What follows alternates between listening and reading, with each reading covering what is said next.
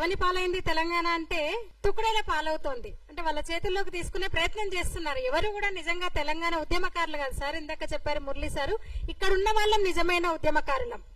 ఒక ఆంధ్ర మీడియా సంస్థలో పనిచేస్తున్నా నేను. రెండో తెలంగాణ ఉద్యమం తీవ్రంగా ఉన్న సమయంలో ఆంధ్ర పేరుతోనే ఉన్న ఒక మీడియా సంస్థలో పనిచేస్తూ గలమెత్తిన నేనే కాదు చాలా మంది.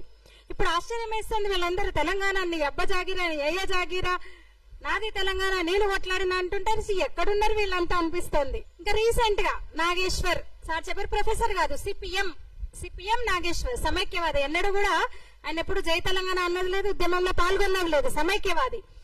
ఇప్పుడు ఆయన ఏంటి ఇంకా జర్నలిజంలో ఓయూలో జర్నలిజం లెక్చరర్ ఆయన, జర్నలిజం పాఠాలు రాశారు ఆయన, జర్నలిజం విలువలు రాశారు ఆయన. కానీ సోర్స్ లేకుండా ఏది పడుతుంది మాట్లాడతారంట. ఆయన రాసిన పాఠాలు, ఆయన రాసిన సిలబస్, ఆయన చెప్తున్న పాఠాలు అవి జర్నలిస్టులకి ఏంటంటే ఏది పడుతుంది మాట్లాడొచ్చు. సరే మాట్లాడినాడు, అవతల నుంచి ఒక్కసారిగా కౌంటర్ మొదలవగానే వెనక్కి తగ్గాడు, సారీ కూడా చెప్పినాడు ఆయన. మళ్ళీ ప్రాంతం ఎందుకు వచ్చింది అంటే తెలంగాణ అంటే నాగేశ్వరం అంటే తెలంగాణనా? పక్కన కూర్చున్న వాళ్ళు ఎంతెవరు ఎప్పుడు తెలంగాణని సపోర్ట్ చేసిన వాళ్ళు కాదు, ఓ పక్కన కూర్చున్న వాళ్ళు సమైక్యవాదులు. ప్రాంతం ఎందుకు వచ్చిందంటే అవతల పవన్ కళ్యాణ్ సనాతనం అంటున్నాడు కాబట్టి హిందువుగా నేను సనాతన సారథిని నేను అని జాతీయవాదాన్ని వినిపిస్తున్నాడు. జాతీయవాద పార్టీ ఆధ్వర్యంలోని ఎన్డీఏలో కూటమిగా ఉన్నాడు కాబట్టి వీళ్ళ టార్గెట్ అన్నమాట. అక్కడ కులము వచ్చింది, ప్రాంతం వచ్చింది. ఎంత సిగ్గుపడాల్సిన విషయం అంటే నిజంగా ముసుగు తీసేశాడు. మళ్ళీ నేను ఒప్పుకున్నాడు, నేను కమ్యూనిస్ట్ ఒప్పుకున్నాడు, ఆ ముద్ర వేసినా నాకు సంతోషం అనేది అన్నట్టున్నాడు. అదేంది మరి ఇంకా జర్నలిస్ట్ ఎట్లా అవుతాడు ఆయన, ఎనలిస్ట్ ఎట్లా అవుతాడు, విశ్లేషకులు ఎట్లయితాడు, విశ్లేషకుడు అవుతాడు ఆయన. అంటే సమాజం మీద విషం రుద్దడమే, విషాన్ని చిమ్మడమే పనిగా నాగేశ్వర్ పెట్టుకున్నాడు.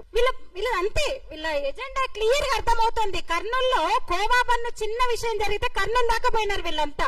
కోవా బన్ను వలి అనుకుంటే వలికి మద్దతుగా అదే ఏపీకి వెళ్లారు, కర్నూలు దాకా వెళ్లారు, కోవా బన్నులు తినొచ్చారు, ఓదార్చారు, లక్షలు ఇచ్చేసి వచ్చినారు. పవన్ కళ్యాణ్ ఒక మాట అనేసరికి మళ్ళీ ఏపీ వద్దంట, లేదంటే మార్వాడీస్ గోబ్యాక్ అంటారు. ఏమైంది మార్వాడీస్ గోబ్యాక్ ఉద్యమం? ఎందుకు ఆపినారు మీరు మళ్ళీ అంటే ఏం ముట్టింది మీకు? ఎందుకు మీరు ఆపారు? ఇది ఎన్ని రోజులు ఉంటది ఇప్పుడు ఎత్తుకున్న ఉద్యమం? ఎంతమందిని తరిమేస్తారు? ఆంధ్ర వాళ్ళనో లేదా వేరే రాష్ట్రం వాళ్ళనో మార్వాడీస్ నో మీరు ఈ ఉద్యమం పేరుతో ఎంతమందిని తెలంగాణ నుంచి వెళ్ళగొట్టారు, ఇంకా వెళ్ళగొడతారు? అది చెప్పండి ముందు. అంటే మీకు అందరూ రాజకీయ పార్టీలు వాళ్ళ బిజీలో వాళ్ళు ఉన్నారు, మీకు పూట గడవాలి. పబ్లిక్ ఎవరు తెలంగాణ శ్యామ్ అంట, పృథ్వీ అంట, ఎవరు అంట. అప్పుడెప్పుడు మార్వాడీస్ గోబ్యాక్ మూమెంట్ నుంచి వచ్చారు వాళ్ళు. ఎన్నడూ రోహింగ్యా గోబ్యాక్ అనలేదు. మరి వాళ్ళు మాత్రం ముద్దు. అంటే వీళ్ళ కమ్యూనిస్టులు అంటే వాళ్ళ భావజాలమే అది. అప్పుడు టాటాలు బిర్లాలు, ఇప్పుడు అదానీలు అంబానీలు ఏం చెప్తారు? ఆ కేజ్రీవాల్ అనగానే అంటే వాళ్ళకి ఒక పిక్చర్ కనబడగానే వాడు మేధావులే కనిపిస్తాడు. వీళ్ళలాగా మాటలు తప్ప చేతలు ఉండవు. నెత్తిన పెట్టేసుకుంటారు. ఢిల్లీని ఒక దాదాపు 15 ఏళ్లు దారాదత్తం చేసి ఢిల్లీని సర్వనాశనం చేశారు. అంటే అలా మాట్లాడే వాళ్ళని మీరు కాక్రోచ్ జనతా పార్టీ అనగానే మళ్ళీ ఒక హడావుడి చేశారు. ఏం ఉండదు. పోనీ ఏం కావాలి, మీరు ఏం ఎక్స్పెక్ట్ చేస్తున్నారంటే మా నాయకుడు ఇట్లుండాలని చెప్తారు. వాళ్ళ నాయకులు ఎట్లుంటారు, వాళ్ళ పార్టీ ఎట్లుంటది, వాళ్ళ సిద్ధాంతం ఎట్లుంటది అంటే ఇది.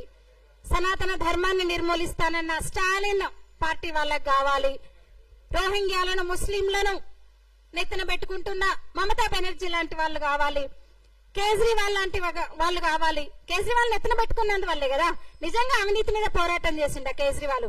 ఏమైంది? ఎంత మిస్యూజ్ అయింది అసలు, ఎంత విలాసాలు అనుభవించాడు ఒక సీఎం గా. నేను సామాన్యుణ్ణి, నేను ఆ పంట వచ్చిన వ్యక్తి ఏం చేశాడు?